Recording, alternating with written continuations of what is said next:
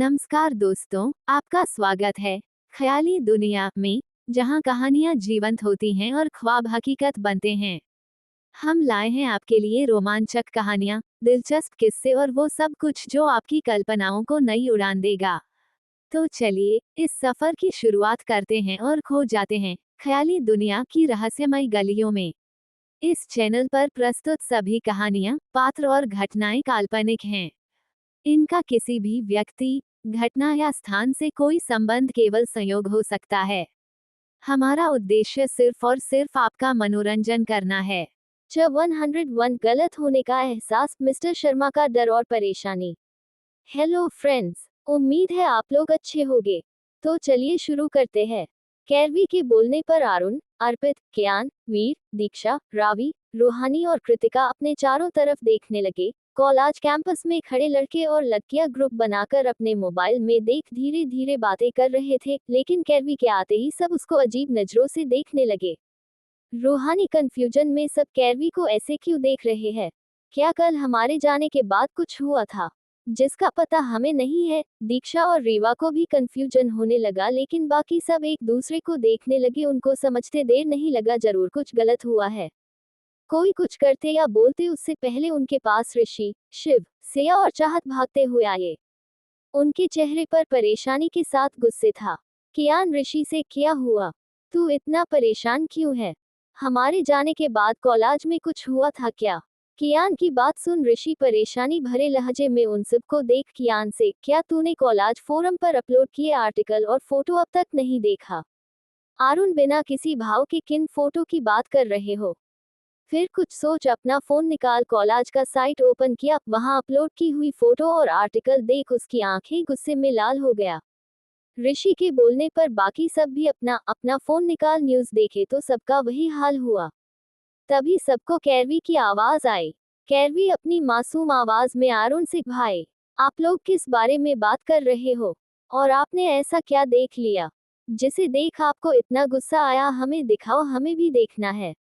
कैरवी के बोलते ही सब एक साथ, नहीं तुम नहीं देखोगी। सबके एक साथ बोलने पर कैरवी एक पल के लिए डर ली, लेकिन सबके एक्सप्रेशन देख आगे कुछ नहीं बोली।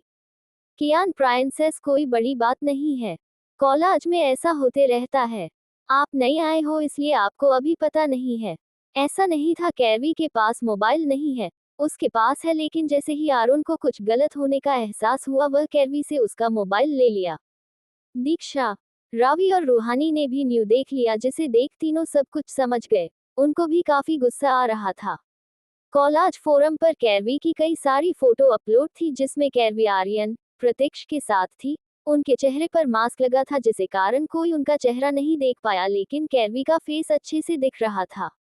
कल जब विक्रम कैरवी को अपने गोद में उठा ले जा रहे थे, उस वक्त की फोटो की अपलोड था। उस फोटो में सिर्फ विक्रम जी का पीठ और कैरवी का फेस दिख रहा था। उन्हीं आर्टिकल के साथ लिखा था, खूबसूरत और मासूम दिखने वाली लड़की का काला सच। देखिए कैसे अपने खूबसूरती के जाल में ये लड़की अमीर मर्दों को फंसाती है, फिर सबके सामने मासूम और प्योर होने का दिखावा करती है। ऐसी लड़कियां हमारे समाज पर एक कलंक है। Such a characterless and shameless गर्ल। इनके नीचे कई सारे गंदे और भद्दे कमेंट किए थे, जिसे देख किसी को शर्म आ जाए। अरुण और बाकी सब नहीं चाहते थे कैरवी यह सब देखे। भले ही कैरवी को दुनियादारी की समझ नहीं थी, लेकिन वह इतना भी बेवकूफ नहीं कि उसे इन सब का मतलब समझ नहीं आए। अरुण, अर्पित और बाकी सबसे अपनी सर्द आवाज में, तुम लोग प्राइंसेस के साथ रहोगे, उसे एक पल के लिए भी अकेला नहीं छोड़ना, मैं अभी आता हूँ बोल वीर के साथ प्रिंसिपल ऑफिस की ओर बढ़ गया। वही कैरवी को जब लगा कोई उसको कुछ नहीं बताने वाला, तो वह सबसे थोड़ा साइड होकर टोटो को एक्टिव कर इंस्ट्रक्शन देते हुए कमांडिंग टोन में बोली, टोटो मुझे पता कर बताओ कल से आज तक में कॉलेज में क्या क्या हुआ। सबकी न्यूज की बात कर रहे हैं। कैरवी के बोलते ही टोटो काम में लग गया कि 15 सेकंड बाद ही टोटो कैरवी को सारी इंफॉर्मेशन दे दिया। टोटो में कीर्ति कुछ ऐसा प्रोग्राम सेट की था जिसके कारण उसका आवाज सिर्फ वही ही सुन सकती थी। सारी बात जान कैरवी को बहुत गुस्सा आया, लेकिन अगले ही पल उसके एक्सप्रेशन चेंज हो गया। उसको अच्छे से पता था उसके भाई और डैडा इस मामले को अच्छे से निपटा सकते हैं, लेकिन फिर भी कैरवी ऐसे किसी को नहीं छोड़ सकती। वह टोटो को कुछ इंस्ट्रक्शन देकर वापस नॉर्मल हो सबके पास आ गई। कैरवी अपने मन में लिटिल डेविल कुछ दिन शांत क्या हो गई। सब उसे कमजोर समझने लगे। लगता है सब भूल गए मेरी असली पहचान क्या है। कोई ना, सबको दिखाना होगा कैरवी रिजावत से पंगा लेने का अंजाम क्या होता है। Now real revenge game will start now. इतना सोच उसके चेहरे पर डेविल स्माइल आ गया। प्रिंसिपल ऑफिस में मिस्टर शर्मा अपना सिर पकड़े अपने चेयर पर बैठे थे। उनके चेहरे पर परेशानी के साथ डर भरे एक्सप्रेशन थे। उनको समझ नहीं आया आखिर क्या करें। अभी थोड़ी देर पहले उनको न्यूज़ का पता चला था। मिस्टर शर्मा आगे क्या करना है, सोच ही रहे थे तभी तेज आवाज के साथ ऑफिस का दरवाजा खुला और दरवाजे से वीर और आरुण गुस्से में अंदर आए। आरुण इस वक्त बिल्कुल आर्यन के जैसे लग रहा था। उन दोनों को गुस्से में देख प्रिंसिपल के चेहरे पर डर दिखने लगा। आरुण अपनी खतरनाक आवाज में, मिस्टर शर्मा लगता है आप डैड की कल दी हुई वार्निंग भूल गए हैं तभी ये सब हो रहा है। आरुण की बात सुन प्रिंसिपल डरते हुए, आरुण तुम न्यूज़ की टेंशन मत लो, कुछ देर से कॉलेज फोरम से सारी न्यूज़ हट जाएगी। ये डिपार्टमेंट अपने काम पर लग चुके हैं, मुझे भी इन सब का थोड़ी देर पहले पता चला है। आरुण सर्द आवाज में, लगता है आपका इस कॉलेज से मन भर गया है। इतना सुन उसका बुरा हाल हो गया। वीर गुस्से में, क्या न्यूज़ हटने से प्रिंसेस की रेपुटेशन पहले जैसा हो जाएगा? नहीं ना, तो इन सब का क्या फायदा। तभी आरुण के फोन पर कुछ मैसेज आया जिसे देख उसके चेहरे पर खतरनाक मुस्कान आ गया। वह प्रिंसिपल से अगले 15 मिनट में सारे टीचर और स्टूडेंट कॉलेज ऑडिटोरियम में होने चाहिए, नहीं तो बोल ऑफिस से निकल गया। उसके पीछे वीर भी प्रिंसिपल को एक खतरनाक लुक देकर निकल गया। उन दोनों के जाते ही प्रिंसिपल अपने काम पर लग गए। कौन किया ये सब कैरवी के साथ? क्या करने वाली है कैरवी? क्या करेंगे आरुण और वीर? 102 बेहया बेशर्म लड़की प्रतीक्ष और आर्यन का कॉलेज आना। हेलो फ्रेंड्स, उम्मीद है आप लोग अच्छे होंगे। गाइस, जिस किसी ने रेटिंग नहीं दिया है वह प्लीज दे दीजिए। तो चलिए शुरू करते हैं। कुछ देर बाद कॉलेज ऑडिटोरियम में सारे टीचर और स्टूडेंट जमा हो गए। सबको जानना था आखिर उनको एक साथ अचानक यहाँ क्यों बुलाया गया है। बच्चे आपस में बात कर रहे थे, वही बाकी प्रोफेसर भी आपस में लगे थे। तभी ऑडिटोरियम का दरवाजा तेज आवाज के साथ खुला तो सबका ध्यान वहां चला गया। दरवाजे पर खड़े अल्फा ग्रुप को देख वहां शांति छा गया। सबको इग्नोर कर बीच से होते हुए आरुण, अर्पित, वीर, करण, हिमांशु, किरण और सभी अपने स्वैग से चलते हुए अंदर आने लगे। इस वक्त उनके चेहरे पर काफी सीरियस और गुस्से के भाव थे। उनके आते ही पूरा ऑडिटोरियम शांत हो गया। उनका और था ही कुछ ऐसा। उनके पीछे से कियान, कैरवी, कृतिका, चाहत, सिया, सनाया, दीक्षा, रीवा, रूहानी, शिव और ऋषि भी अंदर आए। अल्फा ग्रुप जाकर स्टेज पर चढ़ गए, वही बाकी सब नीचे रुक गए। सभी स्टूडेंट एंड प्रोफेसर को जानने के लिए क्यूरियस हो गए, आखिर कॉलेज का मोस्ट पॉपुलर अल्फा ग्रुप यहाँ क्या कर रहा है। सारे टीचर और स्टूडेंट को अपनी कोल्ड नजरों से घूरते हुए आरुण अपनी सर्द आवाज, लगता है यहाँ के स्टूडेंट एंड प्रोफेसर हमें भूल गए हैं इसलिए अपनी मनमानी कर रहे हैं। आरुण की ठंडी आवाज सुन जो लोग अभी तक धीरे धीरे बात कर रहे थे वह बिल्कुल शांत हो गए। दरअसल अल्फा ग्रुप आते वक्त उनकी बातें सुन लिए थे। स्टूडेंट के साथ प्रोफेसर भी कैसे कीर्ति के बारे में बातें कर रहे थे। करण सबको घूरते हुए, हम थोड़े शांत क्या हुए, सब हमें और हमारे खौफ को ही भूल गए। जो दिल में आया वो मनमानी करने लगे। अर्पित गुस्से भरी तेज आवाज में, किसकी इतनी हिम्मत हुई जो एक लड़की के करैक्टर पर उंगली उठाए। कॉलेज फोरम पर किसी भी लड़की की फोटो डालकर उसे बदनाम करें। क्या हमारे कॉलेज में यही सब होता है? क्या आप लोग यहाँ के रूल्स भूल गए हो? किरण पीछे से आ गया। एक लड़कियों का ग्रुप जो कीर्ति के बारे में सबसे ज्यादा गंदी बातें कर रहा था, उसे अपनी जलती नजरों से घूरते हुए, क्या कॉलेज में तुम लोग को यही सिखाया जाता है किसी लड़की को कैसे बदनाम करें? अरे तुम लोग भी एक लड़की हो, एक लड़की होते हुए कैसे किसी दूसरी लड़की के लिए ऐसी घटिया और बेहुदा बातें कर सकती हो? सभी किरण का साथ देते हुए, तुम लोग लड़कियों के नाम पर कलंक हो। फिर एक लेडीज प्रोफेसर को घरते हुए आपने क्या कहा? कीर्ति की औकात नहीं जो वह आप जैसे महान टीचर से पढ़ सके। So for kind information Mrs Das, आपकी इतनी औकात नहीं जो उसे पढ़ा सके। इसके ऐसे बोलने पर वहां शांति छा गया। तभी भीड़ से एक आवाज आए, किसी का असली चेहरा सबके सामने आ गया, इसमें गलत क्या है? जब उस लड़की को इतने गंदे काम करते हुए शर्म नहीं आई तो हमें बोलते हुए क्यों ही आएगा? इन जैसी लड़कियां पैसों के लिए कुछ भी कर सकती है। इनके लिए दुनिया में सिर्फ पैसा मैटर करता है। Such a gold digger girl. इस आवाज को सुन अल्फा ग्रुप के साथ कैरवी के दोस्तों का भी गुस्से में पारा चढ़ गया। तभी वीर अपनी गुस्से भरी तेज आवाज में, अगर सच बोलने का इतना ही हिम्मत है तो सामने आकर बोलो, ऐसे पीठ पीछे क्या बोल रहे हो। तभी फिर से भीड़ से एक और आवाज आए, उसको कुछ बोलने पर तुम्हें क्यों बुरा लग रहा है? कहीं मामला कुछ और तो नहीं? कहीं ऐसा तो नहीं उन लड़कों के साथ वह तुम लोग को भी खुश करती हो? सही भी है, अपनी खूबसूरती का अच्छा यूज कर रही है। अब उस जैसी लड़की बेहया बेशर्मन कैरेक्टर लेस से उम्मीद ही क्या कर सकते हैं। सच असल वह इतना ही बोला गया था। वहां एक बेहद सर्द और खतरनाक रूह को कपा देने वाली आवाज गुंजाई, इफ एनीवन से a single bed word for her, I will destroy तेरी होल वर्ल्ड। इस खौफनाक आवाज को सुन सबकी सांसें जैसी रुक सी गई, साथ ही शरीर में डर की लहर दौड़ गया। एंट्रेंस से कुछ अपने बॉडीगार्ड के साथ प्रत्यक्ष और आर्यन अंदर आए। इस वक्त प्रत्यक्ष का ऑरा माफिया किंग का तो वही आर्यन का ऑरा कोबरा वाला था। इस वक्त दोनों काफी डेंजरस के साथ हैंडसम लग रहे थे। ये बोलने वाला प्रत्यक्ष था। आर्यन शेखावत और प्रत्यक्ष राठौर को यहाँ देख स्टूडेंट के साथ टीचर के शरीर में भी सिमरन दौड़ गया। इनकी क्रूअल्टी को इस शहर में कौन नहीं जानता। प्रत्यक्ष और आर्यन अपनी खतरनाक नजरों से वहां खड़े लोगों को देखे तो सबकी नजरें नीचे हो गई। वही दोनों डेविल को देख प्रिंसिपल की हालत तो और ज्यादा खराब हो गया। वह अपनी जान और नौकरी के लिए भगवान से प्रार्थना की कर सकता था। दोनों बिना किसी पर ध्यान दिए डायरेक्ट कैरवी के पास आ गए। सबकी गंदी बातें सुन कैरवी के चेहरे पर जो कुछ देर पहले उदासी था, वही उन दोनों को देख उसके चेहरे पर हल्की मुस्कान आ गया।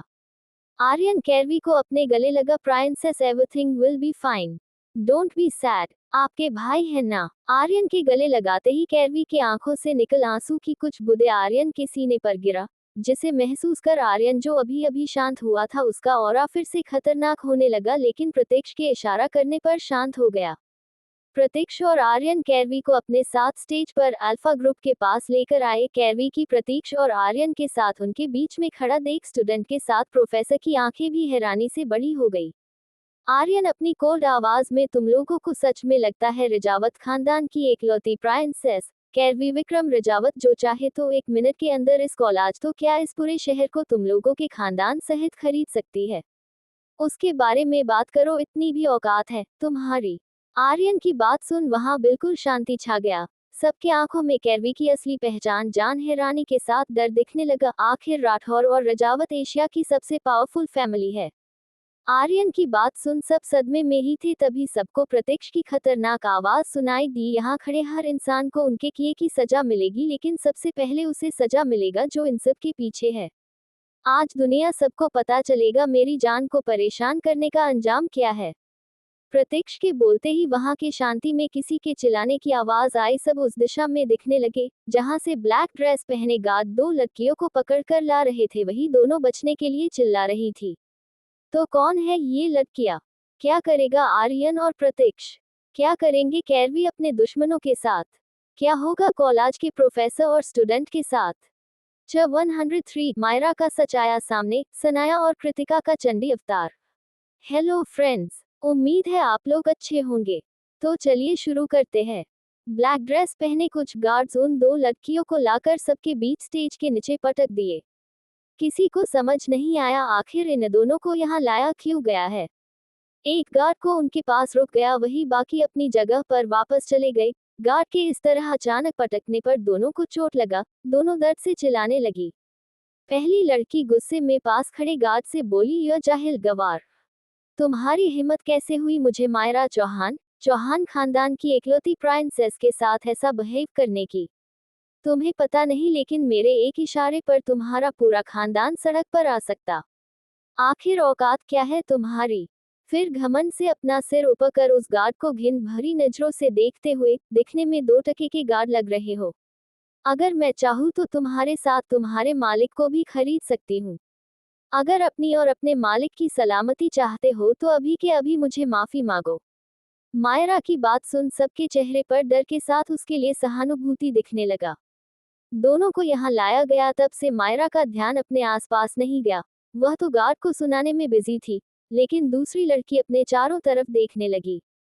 खुद को सबके बीच ऑडिटोरियम में पाकर उनको अजीब लगा, लेकिन जैसे ही उसका ध्यान स्टेज पर खड़े आर्यन और प्रतीक्ष पर गया, उसकी आंखें हैरानी और डर से बड़ी हो गई। इधर मायरा की बात उस बॉडीगार्ड को गुस्सा आने लगा। वह कोई आम बॉडीगार्ड नहीं, प्रतीक्ष के बेस्ट अल्फा कमांडो का चीफ के साथ प्रतीक्ष का पर्सनल गार्ड हीर है। उसको सबसे ज्यादा गुस्सा अपने बॉस के इंसल्ट करने पर आने लगा। मायरा की दोस्त उसका हाथ पकड़ धीमी मगर डर भरी आवाज में, मायरा प्लीज चुप हो जाओगे? आगे कुछ भी बोलने से पहले अपने आसपास देखो। दूसरी लड़की के बोलने पर मायरा कुछ बोलती या कहीं देखती उससे पहले वहां प्रतीक्ष की कोल्ड रूह को कपा देने वाली आवाज गुजी, ओ रियली मिस चौहान, लगता है इन कुछ सालों में चौहान खानदान के पास कुछ ज्यादा ही पैसे आ गए हैं। Not bad. चलो मैं भी तो देखूं चौहान खानदान कितना रिच और पावरफुल है जो प्रतीक्ष राठौर को खरीद सके। प्रतीक्ष की ठंडी आवाज सुन मायरा के शरीर में डर की लहर दौड़ गया। वह अपना सिर उठा ऊपर देखी तो अपने सामने प्रतीक्ष राठौर और आर्यन रिजावत को देख उसकी आंखें डर के साथ हैरानी में बड़ा हो गया। अब जाकर उसका ध्यान गार्ड्स के यूनिफॉर्म पर लिखे आरआर पर गया। ये स्पेशल कमांडो है जो सिर्फ रिजावत और राठौर फैमिली के लिए काम करता है। प्रतीक्ष की ठंडी आंखें खुद पर महसूस कर मायरा डरते हुए अपनी कांपती आवाज में, I am sorry mister Rathore, मुझे माफ कर दीजिए, मुझसे गलती हो गई। मुझे नहीं पता था यह आपके गार्ड है। अगर पता होता तो करना तो दूर में सोचती भी नहीं। फिर खुद को थोड़ा शांत कर अपनी जगह से उठी, अपने कपड़े और बाल ठीक करने लगी। उसके साथ उसकी दोस्त भी खुद ठीक करने लगी। वहां खड़ा हर इंसान दोनों को अजीब नजरों से देखने लगा। इन सब को इग्नोर कर मायरा को अपनी ललचाई नजरों से प्रतीक्ष को देखने लगी, वही उसकी दोस्त आर्यन को। अभी थोड़ी देर पहले क्या हुआ, इससे दोनों को कोई मतलब नहीं है। मायरा प्रतीक्ष को देखते हुए मासूम चेहरा बना ली, जैसे उससे ज्यादा मासूम दुनिया में कोई है ही नहीं।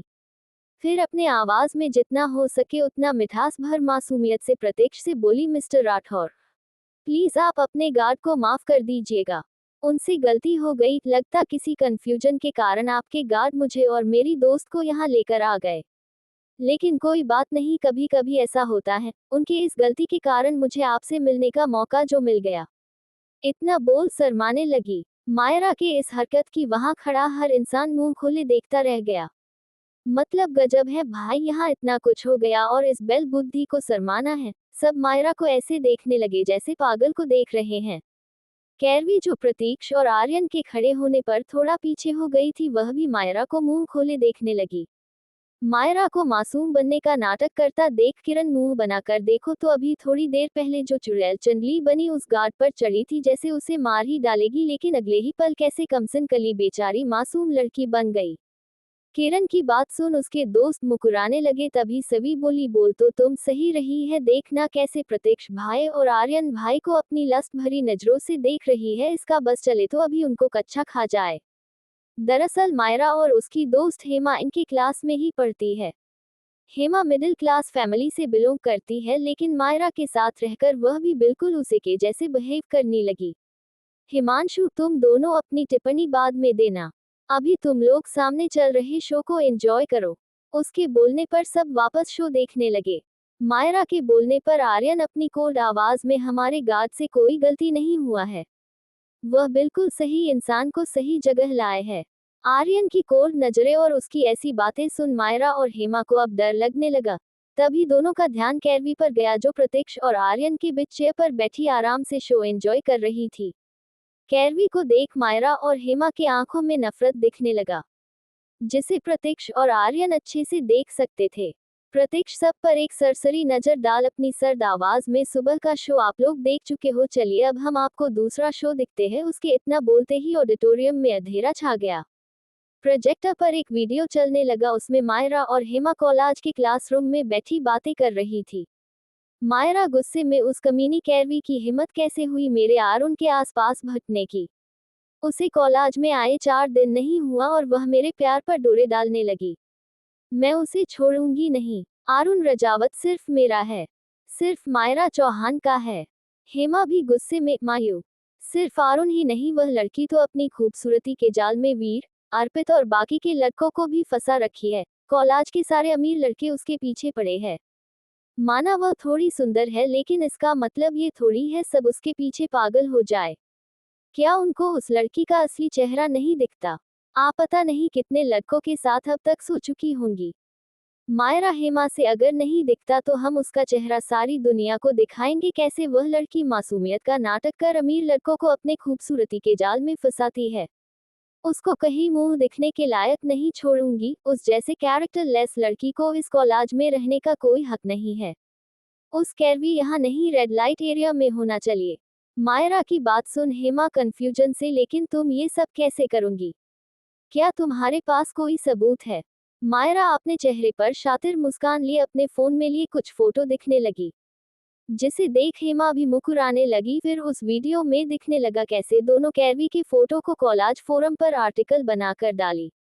वीडियो खत्म होते ही ऑडिटोरियम की सारी लाइट ऑन हो गया। वीडियो देखने के बाद स्टूडेंट और बाकी प्रोफेसर जहां मायरा और हेमा को घिन और नफरत भरी नजरों से देखने लगे, वही कैरवी के दोस्त और भाई दोनों को इसी वक्त मार देना चाहते थे। उनकी हिम्मत कैसे हुए कैरवी के बारे में ऐसी घटिया बातें सोचने की?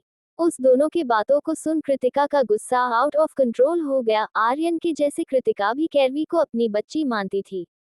कृतिका मायरा के पास आ उसको एक झनाटेदार थप्पड़ मारी, फिर उसके पेट में एक किक मार गुस्से में दहाड़ते हुए बोली, चुड़ैल डायन पिचासनी, तेरी इतनी हिम्मत कि तू मेरी एंगल को बदनाम करे। तूने अपनी इस गंदी गटर जैसी जुबान से मेरी बच्ची के बारे में इतनी घटिया बातें बोली कैसे? एक लड़की होते हुए तुझे शर्म नहीं आई? आज मैं तुझे छोड़ूंगी नहीं।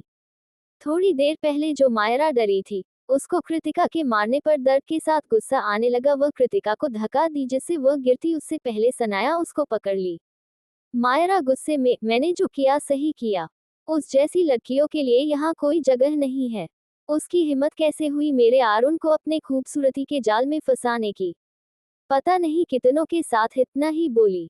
सनाया भी उसको एक थप्पड़ मार गुस्से में, खबरदार अगर अपने इस घटिया जुबान से एक भी गलत शब्द मेरे क्यूटी पाई के बारे में कहा तो तेरी इसी वक्त जुबान खींच लूंगी। और अब से रट लगा कर रखा है मेरा आरुण। मेरा आरुण, क्या वह तेरी प्राइवेट प्रॉपर्टी है? नहीं है तो अपनी इस जुबान को बंद कर। फिर उसको एक और थप्पड़ मार। अरे पागल औरत, कुछ करने से पहले थोड़ा पता तो कर लेती। आरुण रजावत की दीवानी बनी घूम रही है और उस लड़की को नहीं जानती वह कैरवी रजावत है। आरुण रजावत की इकलौती बहन है। इस वक्त सनाया और कृतिका चंडी के अवतार लग रही थी। सनाया की बात सुन मायरा को सदमा लगा। वह अपने दर्द को भूल हैरानी भरी नजरों से कैरवी और आरुण को देखने लगी। सनाया और कृतिका अपनी पूरी ताकत लगाकर उसे मारी थी, जिसके करना उसके गाल सूज गए, उस पर थप्पड़ का निशान पड़ गया। किरण सभी से गुस्से में, उस कमीनी की हिम्मत कैसे हुई हिमारी डॉल के बारे में ऐसी घटिया बात करने की? आज मैं उन दोनों को छोड़ने वाली नहीं हूँ। किरण भी गुस्से में सभी के साथ उनके पास जाने लगी, लेकिन दोनों जैसे ही जाने लगी सामने आर्यन और प्रत्यक्ष दिख गए, जिन्हें देख दोनों रुक गई। आर्यन कैरवी के बालों को प्यार से सहलाते हुए, मेरी प्राइंसेस के आंखों से जितने आंसू बहा है उतना ही उसका खून बहना चाहिए। आर्यन के इशारा मिलते ही दोनों खुश होकर नीचे उतर गए। तो अब क्या होगा मायरा और हेमा के साथ? क्या करेगी लड़कियां उसके साथ?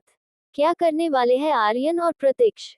दोस्तों, हर बार हीरो ही हीरोइन को क्यों बचाए, जबकि बाकी के लोग भी हीरोइन से उतना ही प्यार करते हैं? तो फॉर अ चेंज इस बार गर्ल्स टीम के हाथों से धुलाई हो गया। सब अपने अपने हिसाब से बदला लेंगे, बस देखते जाए। Smiling face, smiling face, smiling face. 104 water park में मस्ती करना, love in the air. Hello friends, उम्मीद है आप लोग अच्छे होंगे। चलिए शुरू करते हैं। कुछ देर बाद उस झूले से उतर सब अपने अपने पसंद की राइड अपने पार्टनर के साथ एंजॉय करने लगे। सालों बाद ऐसे पार्क में एंजॉय कर सबकी बचपन की खूबसूरत यादें ताज़ा हो गई। घूमते हुए कैरवी का ध्यान वाटर पार्क की ओर गया। इस वक्त को बंद किया गया था, वहां पानी भी नहीं था। कैरवी को वहां में राइड देखने में काफी इंटरेस्टिंग लगा। उस जगह को देख कीर्ति चाहत से, चाहत वह कौन सी जगह है?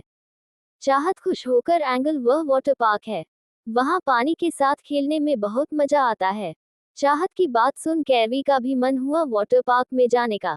तभी वहां रूहानी और दीक्षा आ गई। कैरवी आर्यन के पास जाकर, भाई मुझे वाटर पार्क में जाना है। कैरवी की बात सुन आर्यन कहा, एज योर विश प्राइंसेस। फिर आर्यन कहीं गया, लेकिन कुछ देर बाद सबके पास आया। उसके पीछे दो स्टाफ आए।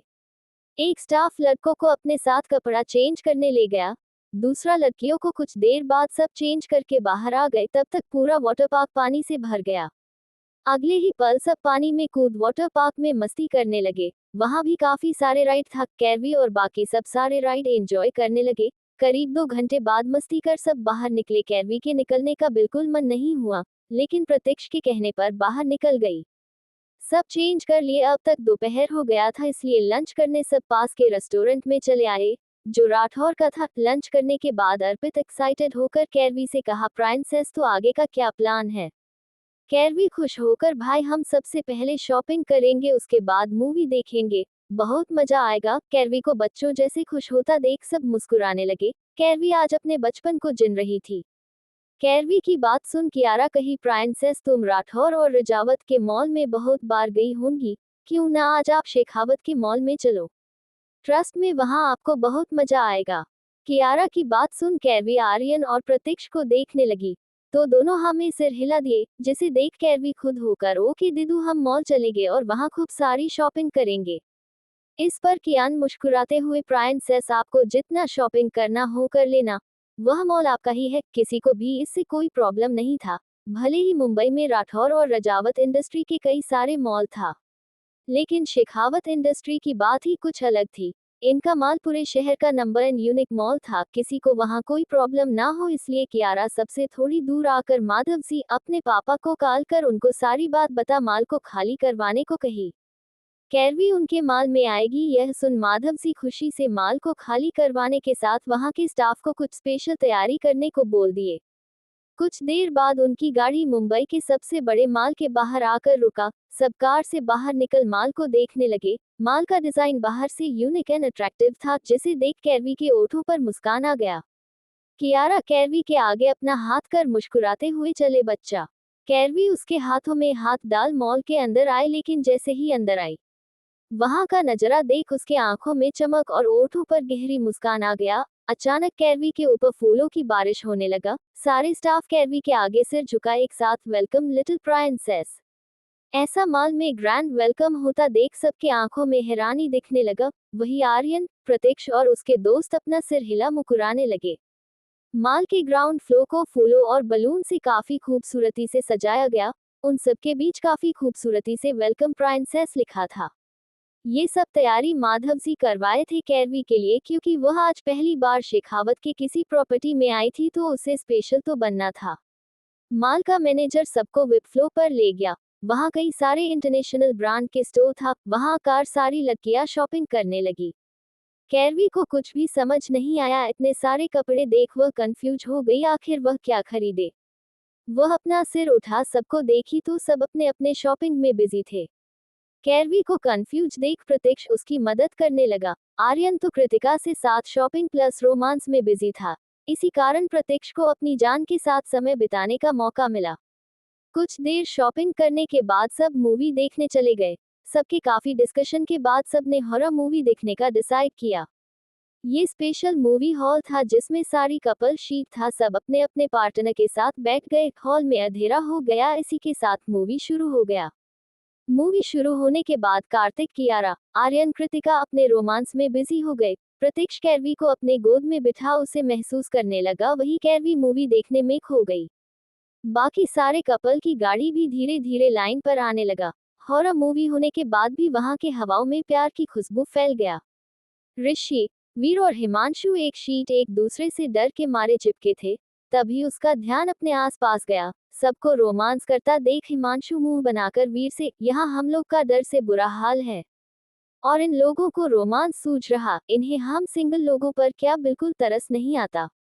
ऋषि, यू आर राइट सीनियर, ऐसा लग रहा यहाँ love in the air show चल रहा। सबको अपने पार्टनर के अलावा कुछ दिख ही नहीं रहा। उन दोनों की बात सुन वीर चिढ़कर कहा, यार तुम दोनों उनसे जलना बंद करो, क्योंकि तुम्हारे जलने से कुछ नहीं बदलेगा। ऐसे भी हमारी किस्मत ही खराब है। पता नहीं मेरी पार्टनर मुझे कब मिलेगी, कब मैं तुम दोनों की जगह उसके साथ बाहों में बाहें डाल मूवी देखूंगा। वीर की बात सुन हिमांशु उसको घूरते हुए, तू तो ऐसे बोल रहा जैसे मेरी 2-4 गर्लफ्रेंड है और मैं उनके साथ मजे कर रहा। भाई मैं भी तेरे जैसा अखंड सिंगल हूँ। उन दोनों की बात सुन ऋषि डर भरी आवाज में, सीनियर गर्लफ्रेंड बाद में ढूंढना, पहले सामने देखो। वह चुड़ैल कैसे हमें देख रही है? ऋषि की बात सुन वीर और हिमांशु जैसे स्क्रीन पर देखे, अचानक उनको एक खतरनाक चुड़ैल देखी जिसे देख तीनों की चीख निकल गया। ऐसे ही कुछ रोमांस और कुछ मस्ती करते हुए सबने मूवी एंजॉय देखी। मूवी खत्म होने के बाद सब माल के रेस्टोरेंट में ही डिनर किए, फिर एक दूसरे को बाय बोल अपने अपने घर के लिए निकल गए। क्या वीर और हिमांशु को उनकी पार्टनर मिलेगी? क्या होगा जब रेयांश को रूहानी का सच पता चलेगा? क्या रूहानी को हो गया है रेयांश से प्यार? Smiling face, smiling face, smiling face. 105 Virendra ji का फैसला, रुद्र के सामने आकाश का सच आना। हेलो फ्रेंड्स, उम्मीद है आप लोग अच्छे होंगे। तो चलिए शुरू करते हैं। अगला दिन, प्रताप मेंशन। सुबह का वक्त, सब डाइनिंग टेबल पर बैठे शांति से ब्रेकफास्ट कर रहे थे। उनके साथ रुद्र और राज भी बैठे अपना अपना ब्रेकफास्ट कर रहे थे। वीरेंद्र अपने हेड चेयर पर बैठे दूसरे तरफ के हेड चेयर पर बैठे आकाश को आंखों से इशारा किए, जिसे समझ वह अपना सिर हिला दिए। फिर आकाश बिना किसी को देखे अपनी हाश आवाज में कहे, हमने पूरे फैमिली के लिए ट्रिप का इंतजाम अपने प्राइवेट आइलैंड पर किया है, तो आप लोग 2 दिन बाद वहां के लिए निकल रहे हैं, सब अपनी अपनी तैयारी कर लीजिए। ट्रिप का नाम सुन सब आकाश को देखने लगे। जहां ट्रिप का नाम सुन काव्या, नीलम, सुषमा और विवेक के चेहरे पर मुस्कान आ गया, वहीं राजीव और रुद्राक्ष के चेहरे पर अजीब भाव आ गया। राजीव अपनी कंफ्यूजन भरी आवाज में, भाई सा, लेकिन ऐसे अचानक ट्रिप का प्लान कुछ समझ नहीं आया, और हम अभी घूमने कैसे जा सकते हैं? कंपनी में बहुत काम है। रुद्राक्ष, हाँ भाई सा, राजीव सही बोल रहा, हम इस वक्त सब कुछ छोड़ कहीं बाहर नहीं जा सकते। उन दोनों की बात सुन आकाश अपना सिर ऊपर कर दोनों को देख अपनी शांत आवाज में बोले, हम जानते हैं प्रताप, इंडस्ट्री को कुछ दिन पहले ही 2 नए प्रोजेक्ट मिले हैं जिसके कारण तुम दोनों पर काम का प्रेशर है, लेकिन तुम लोग काम की टेंशन मत लो, मैं सब कुछ संभाल लूंगा। जितना पेपर वर्क है वह 2-3 दिन में कंप्लीट हो जाएगा। हमारी फैमिली सालों बाद एक साथ आई है, इसलिए मैं चाहता हूँ सब एक दूसरे से मिले जाने और एक साथ समय बिताए। उनकी बात सबको सही लगा। सब सोचने लगे, तभी वीरेंद्र जी ऑर्डर देने के लिहाजे में, बस बातें बहुत हो गया, 2 दिन बाद हम निकलेंगे, इसलिए आप लोग अपनी तैयारी कर लीजिए। वीरेंद्र जी की बात सुन किसी के आगे बोलने की हिम्मत नहीं हुआ, सब ब्रेकफास्ट करने लगे। अपना ब्रेकफास्ट खत्म कर रुद्र अपनी जगह से उठते हुए एक नजर आकाश को देखा, फिर वीरेंद्र जी से कहा, दादू मैं कहीं नहीं जा रहा क्योंकि मुझे यहाँ कुछ इंपॉर्टेंट काम है। रुद्र की बात सुन वीरेंद्र जी, रुद्र आपको भी साथ चलना होगा क्योंकि यह फैमिली ट्रिप है।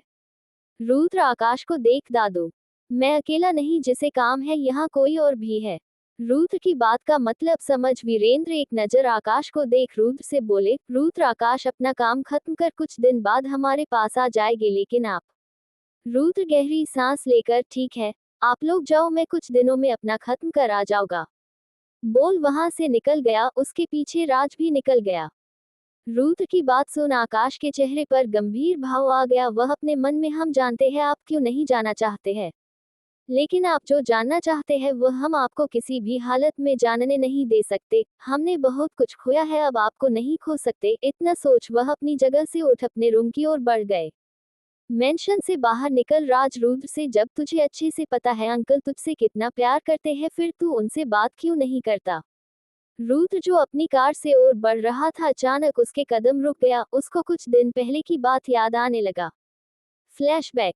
रुद्र को काम करते हुए रात के करीब 1 बज गया, वह अपना काम खत्म कर सोने जाने लगा। रुद्र को सोने से पहले हमेशा ठंडा पानी पीता, लेकिन आज उसके रूम में पानी नहीं था, इसलिए वह अपने रूम से बाहर निकल किचन में आया। पानी पीकर जैसे ही वह अपने रूम की ओर जाने लगा, तभी उसको छत से कुछ आवाज आया। वह चेक करने ऊपर आया, तभी उसको वीरेंद्र और आकाश की बातें सुनाई दी। उनकी पूरी बात सुन रुद्र अपने रूम में आकर उनकी बातों के बारे में सोचने लगा। अपने रूम का लाइट ऑफ कर वह आंखें बंद कर बेड पर लेट गया। रुद्र को लेटे कुछ ही देर हुआ होगा, उसके रूम का दरवाजा वापस खुला और वहां से एक परछाई अंदर आया। रुद्र अपनी तक सोया नहीं था, इसलिए वह समझ गया कोई उसके रूम में आया है, फिर भी वह अपनी आंख नहीं खोला। वह परछाई कोई और नहीं आकाश थे। वह प्यार से रुद्र के सिर पर हाथ फेर कुछ देर उसको देखे, फिर रूम से निकल गए। उस दिन के बाद आकाश डेली रुद्र के सोने के बाद उसके रूम में आकर उसे घंटों देखना, फिर बिना कुछ बोले चले जाना याद आया। Flashback and. रुद्र राज को बिना देखे मैं जब तक ये ही जान लेता, ऐसा कौन सा कारण है जो एक बाप को उसके बेटे को दूर कर रहा, तब तक मैं उनसे बात नहीं करूंगा। फिर वह अपनी कार में बैठ गया, राज भी बैठ गया, फिर दोनों मेंशन से निकल गए। दूसरी तरफ कैरवी, दीक्षा, रावी और रूहानी आरुण और अर्पित के साथ रजावत मेंशन से कॉलेज के लिए निकल गए। उनके साथ अपनी कार में राठौर मेंशन से वीर और कृतिका भी कॉलेज के लिए निकल गए। थोड़ी देर बाद सब कॉलेज पहुंचे। आज भी कैरवी जैसे ही कॉलेज पहुंची तो उसे सब देखने लगे, लेकिन आज सबके नजरों में कैरवी के लिए कोई घिन या नफरत नहीं, बल्कि रेस्पेक्ट और डर के भाव थे। कुछ लड़कियां जो पहले उसकी खूबसूरती से जली थी, अब उसके स्टेटस को जान जल भून कर राख हो गई। वह चाहकर भी कुछ नहीं कर सकती। वही कैरवी के भाइयों को देख लड़कों ने कैरवी से पहले ही दूरी बना लिया। आरुण और अर्पित कैरवी को उसके क्लास में छोड़ अपने क्लास की ओर बढ़ गए। वही कैरवी को जानते हुए दो जोड़ी आंखें जलन और नफरत से देखने लगा। यह कोई और नहीं, मोनिका और मेघा थी।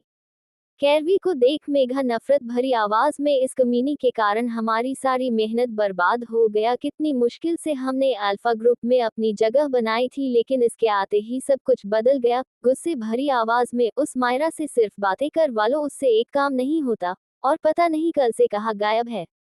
मोनिका भी जाती हुई कैरवी की नफरत से देखते हुए अपने चेहरे पर शैतानी मुस्कान लिए। अब वह कुछ नहीं कर पाएगी क्योंकि उसका खेल खत्म हो गया। अब जो करना है हमें करना है। फिर मेघा को कुछ बताने लगी। जैसे जैसे मेघा मोनिका की बात सुनते गई, उसके चेहरे पर शैतानी मुस्कान आ गया। मेघा खुश होकर, वाओ, तुम्हारा प्लान बहुत अच्छा है। अब देखते हैं कैसे वह खुद को बचाती है। इस बार उस लड़की के भाई भी उसे नहीं बचा पाएंगे। फिर दोनों अपनी क्लास की ओर बढ़ गए। क्या करने वाली है मोनिका और मेघा? क्या होगा जब कैरवी को मोनिका और मेघा का प्लान पता चलेगा? क्या कैरवी इस बार खुद को बचा पाएगी? Smiling face. 106 रुद्र और राज का कॉल आ जाना। White hoc. हेलो फ्रेंड्स, उम्मीद है आप लोग अच्छे होंगे। तो चलिए शुरू करते हैं।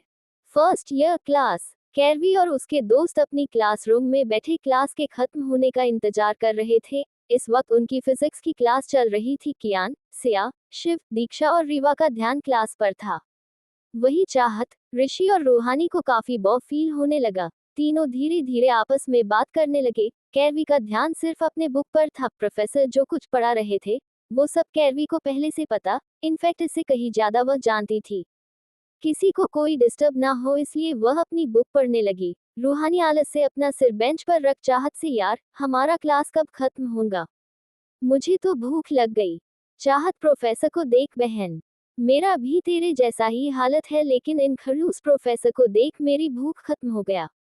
चाहत की बात सुन रूहानी कंफ्यूज में, चाहत मतलब यह है तुम जिस तरह से बैठी हो, अगर प्रोफेसर व्यास ने देख लिया तो तुम्हारा सामत आना निश्चित है। ये हमारे कॉलेज से सबसे ओल्ड एंड बेस्ट प्रोफेसर है। ऋषि और उतना ही खतरनाक। इनको अपने क्लास में किसी तरह का कोई आवाज नहीं पसंद, इसलिए तुम दोनों अपना मुंह बंद कर सामने देखो। ऋषि की बात सुन दोनों सामने देखने लगी। प्रोफेसर व्यास की उम्र 55 साल होगा, लेकिन उन्हें देखकर कोई नहीं बोल सकता इनकी उम्र इतनी है। फिजिक्स इनका पैशन है, इनको कई सारे अवार्ड मिला है। बच्चों को पढ़ना इनका शौक है। प्रोफेसर व्यास 2 क्वेश्चन बोर्ड पर लिख सबको सॉल्व करने को बोले। उनकी बात सुन सारे बच्चे क्वेश्चन सॉल्व करने लगे। प्रोफेसर सबको देखने लगे, तभी उनका ध्यान कैरवी पर गया जो अपने बुक पढ़ने में बिजी थी। कैरवी का ध्यान क्लास की जगह कहीं और देख उनको गुस्सा आने लगा। कैरवी का पूरा ध्यान अपने बुक पर था, तभी उसको ऐसा महसूस हुआ कोई उसके सामने खड़ा है, उसे देख रहा हो। तो वह अपना सिर ऊपर की तो उसको प्रोफेसर दिखे जो उसे ही बिना किसी भाव को देख रहे थे। कैरवी का ध्यान बुक की जगह खुद पर देख प्रोफेसर अपनी कठोर आवाज में बोले, क्या मैं जान सकता हूँ तुम्हारा ध्यान क्लास की जगह कहाँ और क्यों है? प्रोफेसर की बात सुन कैरवी अपनी जगह से उठ प्यारी आवाज में कही, प्रोफेसर आप जो पढ़ा रहे हैं वो मुझे पहले से पता है, इसलिए मैं अपनी बुक पढ़ रही थी बिना किसी आवाज के। कैरवी की प्यारी आवाज सुन एक पल के लिए प्रोफेसर व्यास के सख्त चेहरे पर भी नरमी के भाव आ गया, लेकिन कैरवी को उनका पढ़ाया आता है। ये सुन वह कैरवी से अपनी कठोर आवाज में बोले, अगर तुम्हें यह आता है तो बोर्ड पर लिखे क्वेश्चन को सॉल्व करो। प्रोफेसर की बात सुन कैरवी बोर्ड पर देखी जहां 2 क्वेश्चन लिखा था। कैरवी हाँ में सिर हिला बोर्ड की ओर बढ़ गई। उसके पीछे प्रोफेसर भी आए। कैरवी 2 मिनट से भी कम समय में दोनों क्वेश्चन सॉल्व कर दी। ये देख यहाँ सारे बच्चे हैरान रह गए। प्रोफेसर व्यास का दिए क्वेश्चन मुश्किल से ही कुछ बच्चे बना पाते थे। कैरवी के आंसर को देख प्रोफेसर व्यास के चेहरे पर हैरानी के साथ आंखों में चमक दिखने लगा। वह कैरवी को 2 और क्वेश्चन दिए जिसे भी वह जल्दी सॉल्व कर दिया। अब ये देख प्रोफेसर के चेहरे पर एक मुस्कान आ गया, जिसे देख स्टूडेंट की आंखें हैरानी से बड़ी हो गया। प्रोफेसर जो क्वेश्चन कैरवी को दिए थे वह लास्ट ईयर का था। वह समझ गए कैरवी उनके सोच से ज्यादा इंटेलिजेंट है। कैरवी प्रोफेसर से, सर क्या मैं अपने शीट कर जा सकती हूँ? प्रोफेसर कैरवी से अपनी सॉफ्ट आवाज में, जरूर बेटा, और अगर आपको किसी तरह का कोई प्रॉब्लम हुआ तो मुझे बताना। उनकी बात सुन कैरवी स्माइल करते हुए हाँ में सिर हिला वापस अपने शीट पर आ गई। कुछ देर बाद क्लास खत्म हो गया। सब क्लास से निकल कैंटीन की ओर बढ़ गए। सब बातें करते हुए जा रहे थे, तभी कैरवी के हाथ में पहने वॉच में वाइब्रेशन हुआ, जिसे महसूस कर कैरवी के उसके भाव बदल गया। कैरवी अपने दोस्तों से, आप लोग आगे चलो, मैं वॉशरूम से आती हूँ। सिया, मैं तुम्हारे साथ चलती हूँ। कैरवी मुस्कुराते हुए, इट्स ओके, मैं अकेले जा सकती हूँ, तुम लोग कैंटीन में चलो, मैं अभी आए बोल वॉशरूम की ओर बढ़ गई। कैरवी की बात सुन सब कैंटीन की ओर बढ़ गए। कैरवी वॉशरूम ना जाकर एक खाली क्लासरूम के अंदर आकर उसे अच्छे से लॉक कर अपने वॉच में कुछ करने लगी। उसके सामने एक डिजिटल स्क्रीन दिखने लगा जिस पर कुछ कोड्स में लिखने लगा। कुछ सेकंड बंद कीर्ति के सामने एक मैसेज दिखने लगा, जिसका रिप्लाई कर वह क्लास से बाहर निकल गई। कैरवी अपने मोबाइल में कुछ करते हुए कैंटीन की ओर जा रही थी, तभी कैंटीन के गेट पर उसका सिर किसी के सख्त सीने से टकराया। कैरवी के सिर में तेज दर्द हुआ जिससे उनकी आंखों बंद हो गया। कैरवी अपना सिर हाथ पर रख मुंह बना शिकायत भरे लहजे में कही, ओह, ये कैंटीन के बीच में दीवार कहाँ से आ गया? कल तक तो यहाँ कुछ नहीं था, हम 2 दिन क्या नहीं आए यहाँ? कॉलेज वालों ने बीचों बीच दीवार ही बना दिया। बनाया तो बनाया, बता तो देना चाहिए। कैरवी की शिकायत सुन उसके सामने खड़ा लड़का, जो और कोई नहीं रुद्र था, उसके चेहरे पर हल्की मुस्कान आ गया, जिसे छुपा वह अपनी आंखें छोटी कर कैरवी से कहा, हाय लिटिल गर्ल, मैं किस एंगल से तुम्हें दीवार देख रहा? क्या तुम इतना बड़ा इंसान नहीं दिख रहा? रुद्र की आवाज सुन कैरवी अपना सिर उठा, रुद्र को देखी तो उसको रुद्र कुछ जाना पहचान लगा, लेकिन उसको कुछ याद नहीं आया। कैरवी अपने कमर पर हाथ रख मुंह बनाकर रुद्र से कही, अब ऐसे हॉक जैसा भारी भरकम शरीर लिए तरह एक बच्ची के सामने खड़े होंगे तो मैं तो दीवार ही समझूंगी ना। अपना कंपेयरिंग हॉक से साथ ही खुद का मजाक बनता देख रुद्र खुद को देखने लगा। इस बॉडी को बनाने के लिए वह ना जाने कितने घंटे जिम में बीतता है, और ये लिटिल गर्ल उसे हॉक बोल रही है। वही रुद्र के पास खड़ा राज, जो पहले कैरवी की मासूमियत और खूबसूरती देख उसमें खोया, लेकिन बाद में कैरवी की बात सुन उसको हंसी आने लगा, लेकिन वह खुद को कंट्रोल करने लगा। रुद्र खुद की ओर इशारा कर कैरवी से कहा, क्या मैं तुम्हें हॉक दिख रहा? और तुम मुझे भारी भरकम कैसे बोल सकती हो? तुम्हें पता भी है ऐसी बॉडी बनाने के लिए कितना मेहनत करना पड़ता है? रुद्र की बात सुन कैरवी उसको ऊपर से नीचे देख कुछ सोच बोले, वैसे तुम हॉक नहीं हो सकते। इतना सुन रुद्र खुश हुआ, उतना में ही कैरवी आगे बोली, हॉक तो ग्रीन दिखता है, और तुम तो ग्रीन नहीं दिखते, मुझे लगता है तुम व्हाइट हॉक हो। इतना बोल खुश हो गई। अब तो कैरवी की बात सुन रुद्र उसको घूरने लगा। वही राज से अपनी हंसी कंट्रोल नहीं हुआ और वह हंसने लगा। कैरवी बड़े मासूमियत से बोली, व्हाइट हॉक साइड हटो ना, मुझे अंदर जाना है। कैरवी के मासूम चेहरे को देख रुद्र साइड हट गया। वही कैरवी कैंटीन के अंदर चली गई। राज की हंसी सुन रुद्र गुस्से में अपना दांत पिसते हुए कहा, अगर तुम एक बार और हंसे तो तुम्हें ग्रीन हॉक बना पूरे शहर में घुमाऊंगा। रुद्र की धमकी सुन राज चुप हो गया। वही रुद्र कैरवी को एक नजर देख कॉलेज से बाहर जाने लगा। राज उसके हाथ चलते हुए, यार कुछ भी बोल, तेरी लिटिल गर्ल जितनी खूबसूरत और मासूम है उतना ही शैतान है। देख, तेरे जैसे हॉट लड़के को हॉक बना दिया जिस पर कॉलेज की आधी से ज्यादा लड़कियां मरती है। राज की बात सुन रुद्र के चेहरे पर छोटी सी मुस्कान आ गया। वह आज सिर्फ कैरवी से मिलने कॉलेज आया था, लेकिन अचानक काम आने पर उसको ऐसे जाना पड़ा। तो क्या रुद्र आकाश का सच जान पाएगा? क्या कैरवी रुद्र को पहचान पाएगी? कैरवी की वॉच में कैसा वाइब्रेशन हुआ? क्या आने वाला है कोई नया खतरा? चैप्टर 107, आकाश की उलझन, वीरेंद्र जी का दर्द सजा मिलना। हेलो फ्रेंड्स, उम्मीद है आप लोग अच्छे होंगे। चलिए शुरू करते हैं। रुद्र और राज बातें करते हुए कॉलेज से बाहर निकल गए। वही कैरवी अपने दोस्तों के पास आ गई। उस दिन नशे के होने के कारण कैरवी को रुद्र का फेस याद नहीं आया।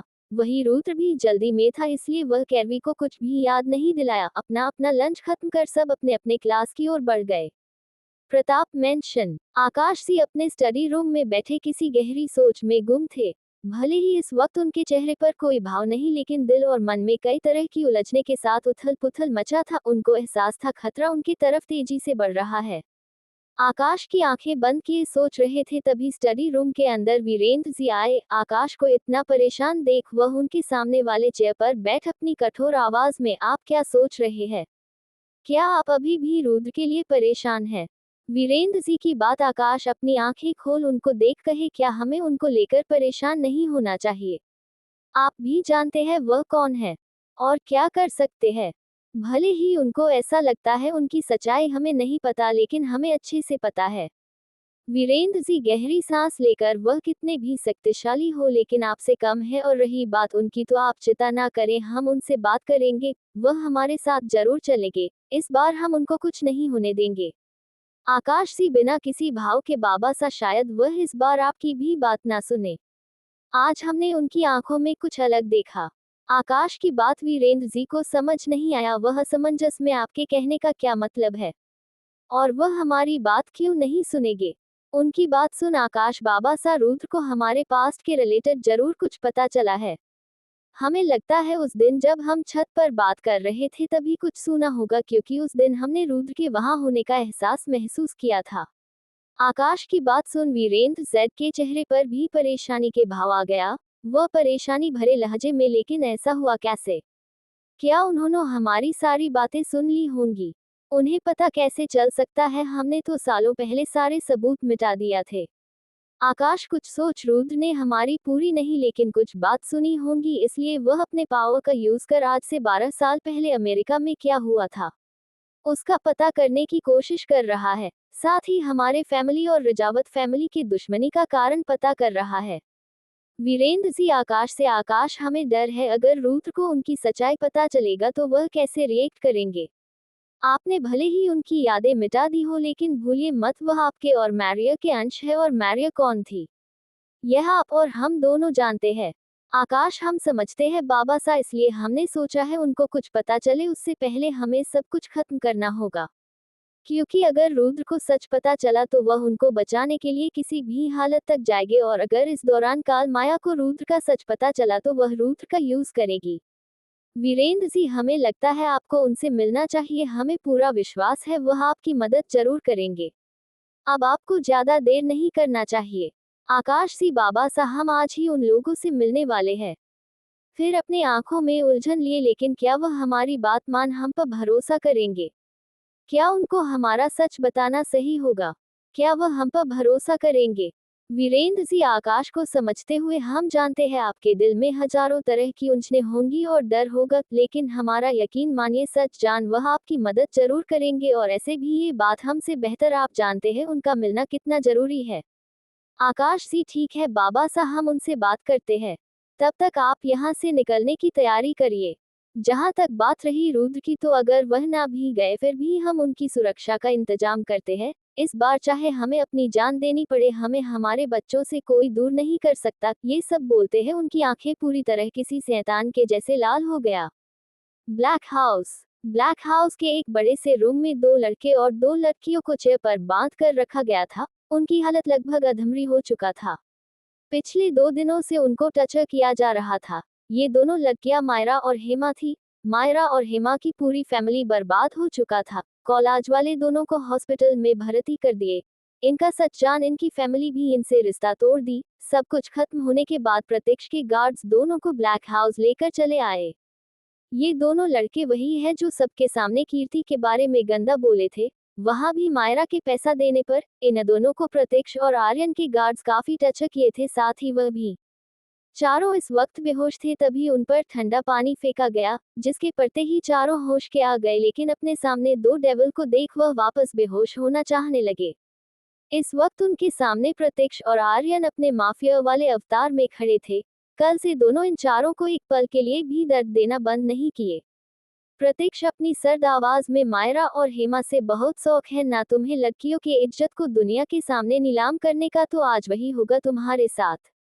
तुम्हें ऐसी जिंदगी मिलेगी वह मौत से भी बदतर होगा। प्रतीक्ष की सर्द आवाज और उसकी बातें सुन दोनों की रूह कौंप गया। हेमा अपनी कांपती आवाज में, सर मुझे माफ कर दीजिए, मुझसे गलती हो गया। आर्यन बिना की भाव में कठोर आवाज में, जो भी हमारी प्राइंसेस को दर्द देता है उसे सिर्फ सजा मिलता है।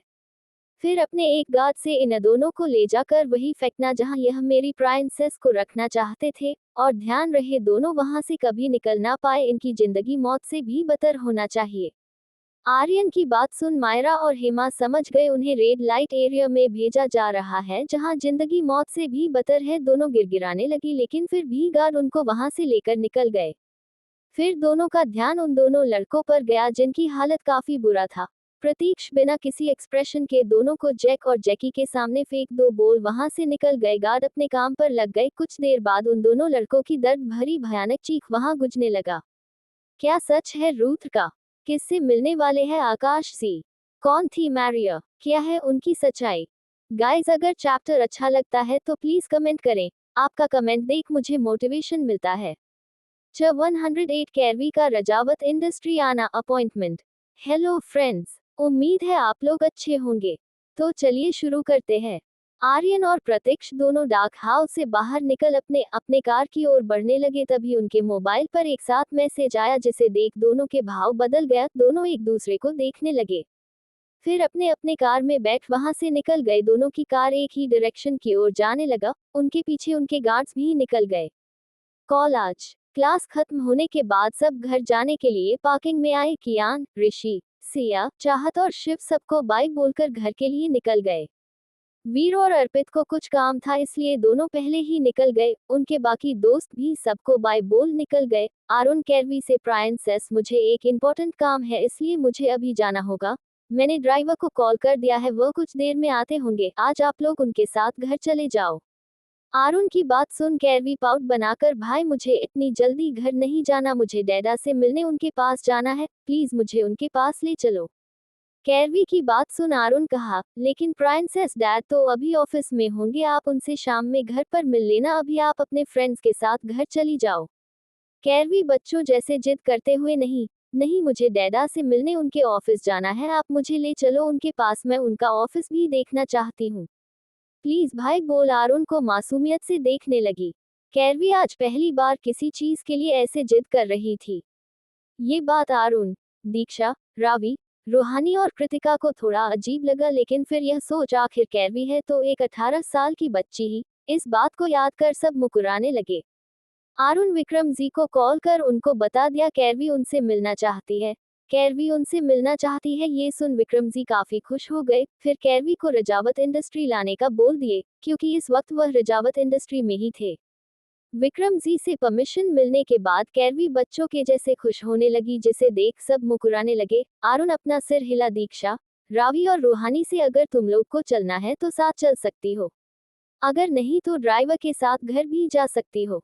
कैरवी खुश होकर उन तीनों से, तुम लोग भी चलो, बहुत मजा आएगा। दीक्षा मुस्कुराते हुए, आज हमारा मन कहीं जाने का नहीं है इसलिए हम लोग घर जाएंगे, हम फिर कभी चलेंगे। दीक्षा के बोलने पर कैरवी भी मान गई। तभी कृतिका आरुण से कही, भाई मेरा ड्राइवर आ चुका है तो क्यों ना दीक्षा, रावी और रूहानी मेरे साथ मेरी कार में चले, मैं तीनों को घर छोड़ दूंगी। कृतिका के बोलने पर आरुण दीक्षा, रावी और रूहानी को देखने लगा जैसे पूछ रहा हो, क्या तुम लोग जाना चाहती हो। आरुण के सवाल को समझ तीनों हाँ में सिर हिला दिए, तो आरुण भी मान गया। फिर दीक्षा, रीवा और रूहानी कृतिक के साथ मेंशन के लिए निकल गई। आरुण भी कैरवी को अपने साथ लेकर रजावत इंडस्ट्री के लिए निकल गया। कार के बैठने से पहले कैरवी अपने हाथ में पहने वॉच से किसी को कुछ मैसेज की, फिर वापस मुस्कुराते हुए आरुण के साथ कार में बैठ गई। कुछ देर बाद आरुण की कार रजावत इंडस्ट्री के बाहर आकर रुका। इस वक्त ऑफिस टाइम था इसलिए बाहर गार्ड्स के अलावा कोई नहीं था। आरुण कैरवी दोनों बाहर निकले। रजावत इंडस्ट्री को देख कैरवी के ओठों पर एक प्यारी मुस्कान आ गया। कैरवी एक्साइटेड होकर आरुण से, वाओ भाई, रजावत इंडस्ट्री कितना बड़ा और सुंदर है, मैं तो पहली बार इतनी ऊंची बिल्डिंग देख रही हूँ। आरुण प्यार से कैरवी के सिर को सहलाते हुए कहा, प्राइंसेस, ये सब आपका है, आप यहाँ की प्राइंसेस हो। ये सुन कैरवी मुकुराने लगी। तभी आरुण का फोन बजा। आरुण कॉल रिसीव किया तो उधर से कुछ बोला गया, जिसे सुन आरुण कुछ देर में आने का बोल फोन रख कैरवी से कहा, बच्चा चलो मैं आपको आर्यन भाई के कैबिन तक छोड़ देता हूँ, क्योंकि डैड और भाई इस वक्त मीटिंग में होंगे। कैरवी मुस्कुराते हुए, भाई आपको लेट हो रहा है, आप चले जाओ, मैं यहाँ से खुद चली जाऊंगी। आरुण, नहीं बच्चा, आपके लिए ये जगह नहीं है। मैं आपको छोड़ देता हूँ। कैरवी मुंह बनाकर, ओह भाई, मैं अकेले जा सकती हूँ। ऐसे भी आर्यन भाई और डैडा अंदर ही है। कैरवी के इतना बोलने पर आरुण मान गया, लेकिन जाने से पहले विक्रम जी को मैसेज कर दिया। आरुण कैरवी को अंदर जाने का बोल कार में बैठ गया। जब कैरवी रजावत इंडस्ट्री में इंटर हुई तब जाकर आरुण वहां से निकल गया। कैरवी बच्चों के जैसे खुश होते हुए कंपनी के अंदर आए। उसके चेहरे पर मुस्कान और आंखों में एक अगल चमक था। कैरवी के अंदर आते ही वहां काम कर रहे सारे एम्प्लॉय तो बस उसको मुंह खोले देखते ही रह गए। जहां कैरवी की खूबसूरती और मासूमियत देख लड़के घायल होने लगे, वही लड़कियां जलने लगी। कैरवी इन सब पर बिना ध्यान दिए रिसेप्शन पर बैठी लड़की से जाकर अपनी प्यारी आवाज में बोली, क्या आप मुझे बता सकते हैं आर्यन रजावत का कैबिन किस फ्लोर पर है? मुझे उनसे मिलना है। रिसेप्शन पर बैठी लड़की, जो कुछ देर पहले कैरवी की खूबसूरती में खोई थी, उसे कैरवी की आवाज लगाने पर होश आया। वह लड़की मुस्कुराते हुए कैरवी से बोली, सॉरी मैम, मैं आपको यह ऐसे नहीं बता सकती, लेकिन अगर आपके पास उनसे मिलने का अपॉइंटमेंट है तो बता सकती हूँ। क्या आपके पास बॉस से मिलने का अपॉइंटमेंट है? उस लड़की की बात सुन कैरवी बड़े मासूमियत से बोली, क्या उनसे मिलने के लिए अपॉइंटमेंट चाहिए? कैरवी की बात उस लड़की को अजीब लगा, लेकिन वह हाँ में सिर हिला दी। तभी वहां एक दूसरी लड़की आकर पहली लड़की से बोली, क्या हुआ सोनम? पहली लड़की, जिसका नाम सोनम है, वह बोली, कुछ नहीं सीमा, इनको आर्यन सर से मिलना है, लेकिन इसके पास अपॉइंटमेंट नहीं है। सोनम की बात सुन सीमा कैरवी को देखने लगी, लेकिन कैरवी की खूबसूरती देख उनको जलन होने लगा। उसको लगा जरूर कैरवी अपने खूबसूरती के जाल में आर्यन को फंसाने आए हैं। इतना सोचते ही उसको गुस्सा आने लगा। वह कैरवी को देख नफरत भरी आवाज में कही, तुम जैसी लड़कियां हर दूसरे दिन यहाँ आकर ऐसा करती है, लेकिन हर बार धक्के मार उसको बाहर निकाला जाता है। सीमा की ऐसी बात सुन कैरवी के चेहरे पर सख्त एक्सप्रेशन आ गया। पहले 2 बार हुए हादसे के बाद कैरवी भी दुनियादारी समझने लगी थी। वह समझ गई उसके सामने खड़ी लड़की उसके बारे में अच्छा तो बिल्कुल नहीं सोच रही है। कैरवी अपनी रूड आवाज में सीमा से, और तुम कौन होती है मुझे यहाँ से निकालने वाली? तुम्हें जो काम मिला है वही करो, तुम्हारे लिए अच्छा होगा। Now tell me Aryan Rajawat का कैबिन किस फ्लोर पर है? कैरवी की रूड आवाज सुन सीमा को गुस्सा आने लगा और वह गुस्से में चिल्लाते हुए बोली, तुम्हारी हिम्मत कैसे हुई मुझसे ऐसे बात करने की? तुम जानती नहीं मैं कौन हूँ? सीमा की बात सुन कैरवी उसको अजीब नजर से देखते हुए मुंह बनाकर बोली, तुम्हें जानकार मुझे क्या करना है? कौन सा तुम पीएम या सीएम हो? कैरवी की बात सुन जहां सीमा गुस्से में पागल होने लगी, वही सोनम और बाकी एम्प्लॉय मुंह दबाकर हंसने लगे। सीमा गुस्से में, मैं तुम्हें छोड़ूंगी नहीं बोल गुस्से में जैसे ही कैरवी की ओर बढ़ने लगी। सीमा के एक्शन को समझ कैरवी हल्का साइड हो गई, जिससे सीमा मुंह के बल फ्लो पर गिरी, जिसे देख कैरवी हंसने लगी। वही बाकी सब भी सीमा की हालत देख हंसने लगे। तभी वहां एक लड़की की गुस्से भी आवाज आई, यहाँ क्या हो रहा है? तो कौन है ये लड़की? क्या करने वाली है कैरवी सीमा के साथ? क्यों आई है कैरवी रजावत इंडस्ट्री में? दिल दिल दिल। चैप्टर 109, आर्यन की गर्लफ्रेंड कैरवी को चोट लगना, जिया का घमंड। हेलो फ्रेंड्स, उम्मीद है आप लोग अच्छे होंगे। तो चलिए शुरू करते हैं। सीमा के जमीन पर गिरते ही सब हंसने लगे, क्योंकि वह काफी अजीब पोजीशन में गिरी थी, जिसे देख कोई भी खुद को हंसने से नहीं रोक पाया। सबके साथ कैरवी भी हंसने लगी। वही सीमा अपना मजाक बनता देख गुस्से में पागल होने लगी। तभी वहां एक लड़की की गुस्से भरी आवाज गूंजी, जिसे सुन वहां बिल्कुल शांति छा गया। सोनम के साथ बाकी के एम्प्लॉय, जो थोड़ी देर पहले हंस मुस्कुरा रहे थे, उनके चेहरे पर इस आवाज को सुन हल्का डर दिखने लगा। अचानक सबको ऐसे शांत होता देख कैरवी उनको कंफ्यूजन में देखने लगी। उसको कुछ समझ नहीं आया। वही सीमा के चेहरे पर शैतानी मुस्कान आ गया। वह अपनी जगह से उठ कैरवी को देखते हुई नफरत भरी आवाज में, अब मैं तुम्हें बताती हूँ सीमा क्या चीज है। वहां खड़े एम्प्लॉय साइड हो गए तो उनके बीच से एक लड़की बाहर निकली, जिसने इस वक्त एक रेड शॉर्ट ड्रेस के साथ हाई हील और चेहरे पर काफी मेकअप लगाई थी। मेकअप के कारण वह लड़की दिखने में सुंदर लग रही थी। ये है जिया जिंदल, जिंदल खानदान की इकलौती प्रिंसेस। जिंदल खानदान भी शहर के अमीर परिवारों में से एक है, लेकिन रजावत और राठौर से कम। जिया कॉलेज टाइम से आर्यन को काफी पसंद करती थी, इसलिए वह अपनी कंपनी छोड़ रजावत इंडस्ट्री ज्वाइन कर ली। जया पढ़ने में काफी अच्छी थी, इसलिए उसको ज्यादा प्रॉब्लम नहीं हुआ। जो भी लड़की कॉलेज या ऑफिस में आर्यन के करीब जाने की कोशिश करती, जया उसके साथ बहुत बुरा करती। जया को देख सीमा जल्दी से उसके पास आकर कैरवी की ओर इशारा कर बोली, मैम ये लड़की यहाँ आर्यन सर को अपने खूबसूरती के जाल में फंसाने आई है, और जब मैंने इसे जाने को बोला तो यह मेरे से बदतमीजी करने लगी, मुझे धक्का मारकर नीचे भी गिराया। फिर कैरवी को देख गुस्से भरी आवाज में, तुम्हारे इस खूबसूरती के जाल में यहाँ कोई भी नहीं फंसने वाला। आर्यन सर तो बिल्कुल नहीं। जया मैम के होते हुए तुम तो क्या कोई भी लड़की आर्यन सर पर अपनी नजर नहीं डाल सकती। कैरवी जया और सीमा को अजीब नजरों से देख मुंह बनकर बड़े क्यूट अंदाज में बोली, देखो मुझे तुमसे या तुम्हारी इस मेकअप की दुकान से कोई लेना देना नहीं है। मेरे पास तुम्हारे जैसा फालतू टाइम नहीं है, इसलिए जल्दी बताओ आर्यन रजावत का कैबिन किस फ्लोर पर है, नहीं तो अच्छा नहीं होगा।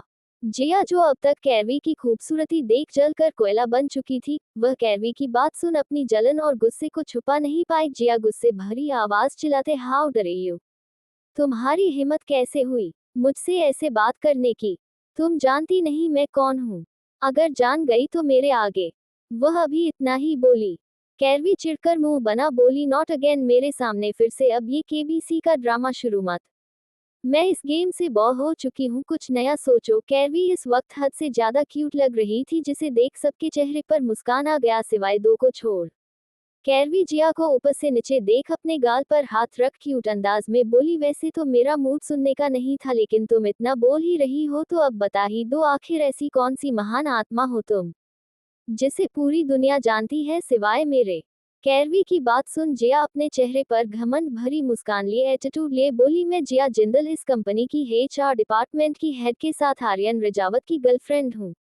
अगर मैं चाहूँ तो अपने बॉयफ्रेंड को बोल तुम्हें 1 मिनट में दुनिया से गायब करवा सकती हूँ।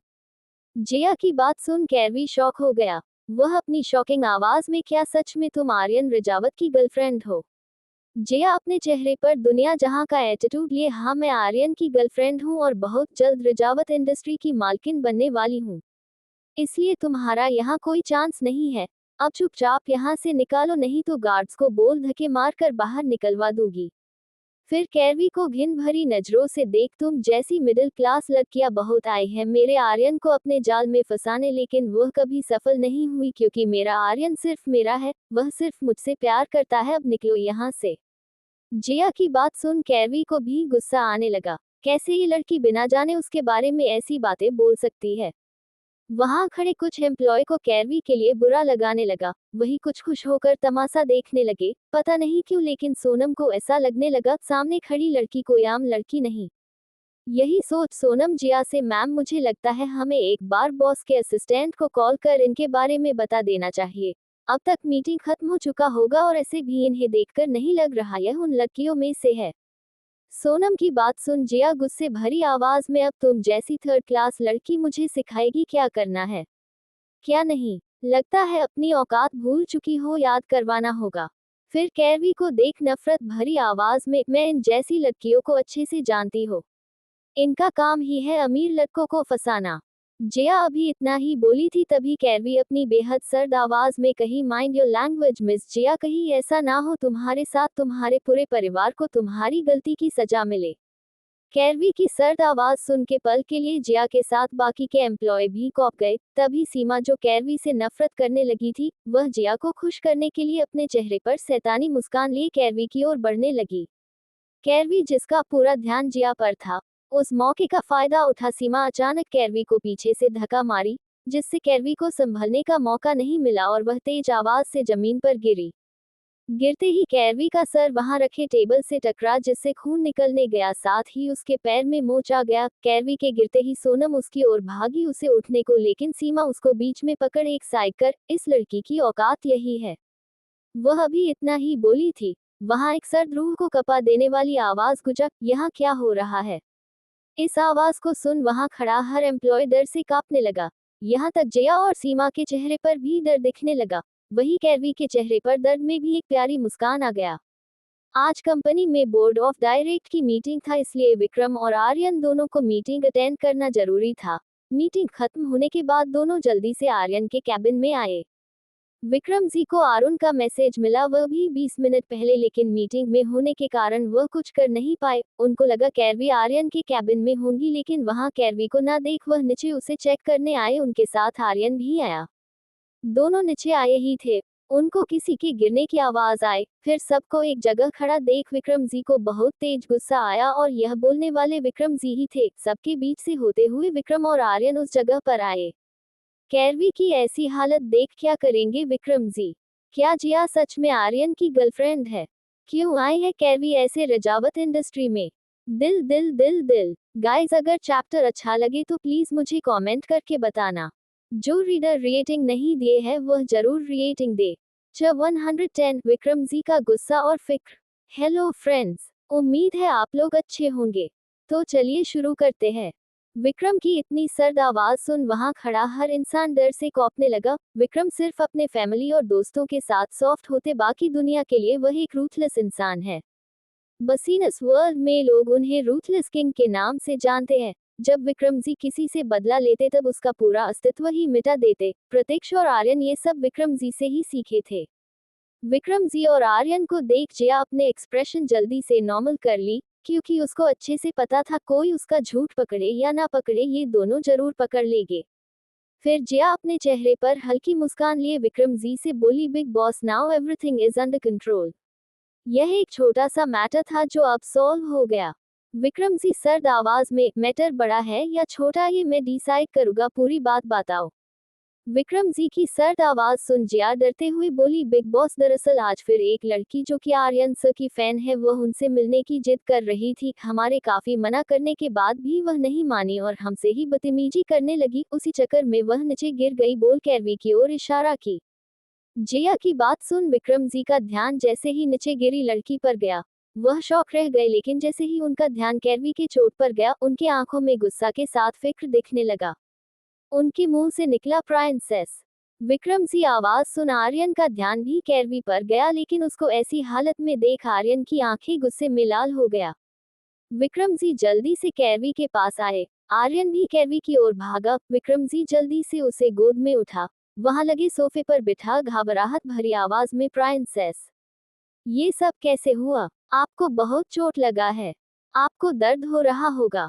फिर आर्यन से तेज आवाज में, आर्यन जल्दी से कार निकालो, हमें प्राइंसेस को हॉस्पिटल लेकर जाना है, देखो उसको कितना चोट आया है। आर्यन अपनी जगह से उठते हुए, डैड आप प्राइंसेस को लाओ, मैं कार लाता हूँ, बोल जैसे जाने लगा। कैरवी एक हाथ से आर्यन और दूसरे हाथ से विक्रम जेड के हाथ पकड़ उनको अपने पास बिठाई।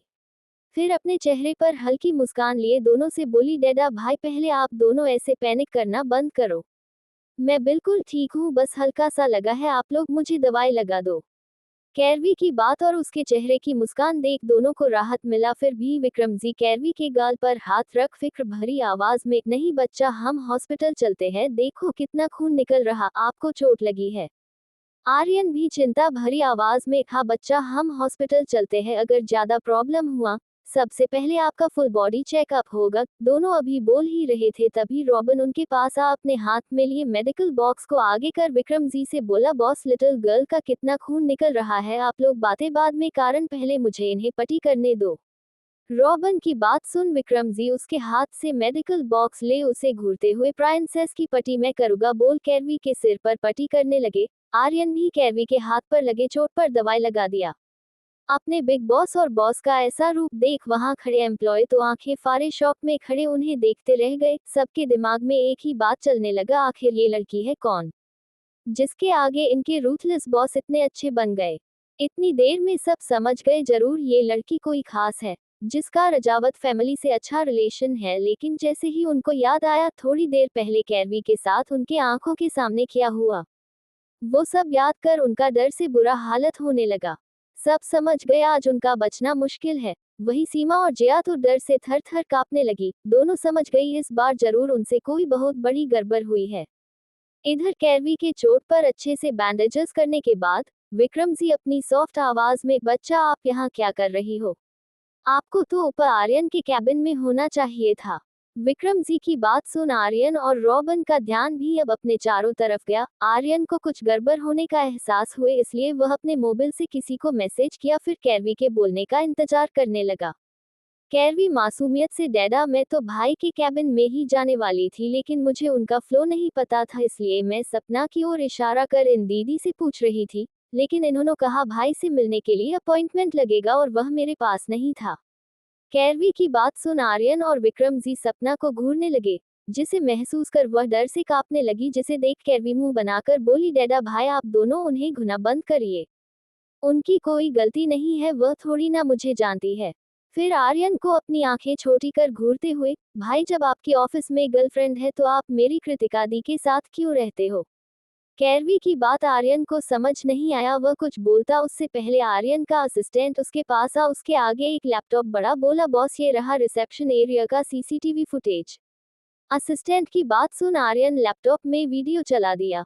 विक्रम जी और रॉबिन भी साथ में वीडियो देखने लगे। जैसे जैसे वीडियो आगे बढ़ने लगा वहां का टेम्परेचर घटने लगा। गुस्से से आर्यन और विक्रम दोनों का पारा बढ़ने लगा। पूरा वीडियो देखने के बाद दोनों सीमा और जया को अपनी जानलेवा नजरों से घूरने लगे। विक्रम खुद के गुस्से को कंट्रोल कर आर्यन से जितना जल्दी हो सके इस मैटर को सॉल्व। कैरवी से अपनी सॉफ्ट आवाज में, प्रिंसेस लेट्स गो। विक्रम के बोलने पर कैरवी जैसे ही उठने लगी उसके पैर में तेज दर्द हुआ, जिसके कारण उसके मुंह से हल्का दर्द भरी चीख निकल गया, जिसे सुन विक्रम और आर्यन एक साथ, क्या हुआ बच्चा? कैरवी शायद गिरने के कारण हमारे पैर में मोच आ गया है। विक्रम जी रॉबिन से जल्दी से डॉक्टर को कैबिन में भेजो बोल कैरवी को अपनी गोद में उठा लिफ्ट की ओर बढ़ गए। रॉबिन डॉक्टर को कॉल कर वहां खड़े हर इंसान को घूरने लगा। तो क्या करने वाला है आर्यन? क्या होगा सीमा और जया के साथ? दिल दिल दिल दिल। दोस्तों, आशा करते हैं कि आपको हमारी यह कहानी पसंद आई होगी। अगर आपने इस सफर का आनंद लिया हो तो हमारे चैनल ख्याली दुनिया को लाइक करें, अपने दोस्तों के साथ शेयर करें, कमेंट में अपनी राय दें और हमारे चैनल को सब्सक्राइब करना न भूलें। मिलते हैं अगली कहानी के साथ, तब तक के लिए अपने ख्यालों में डूबे रहें। धन्यवाद।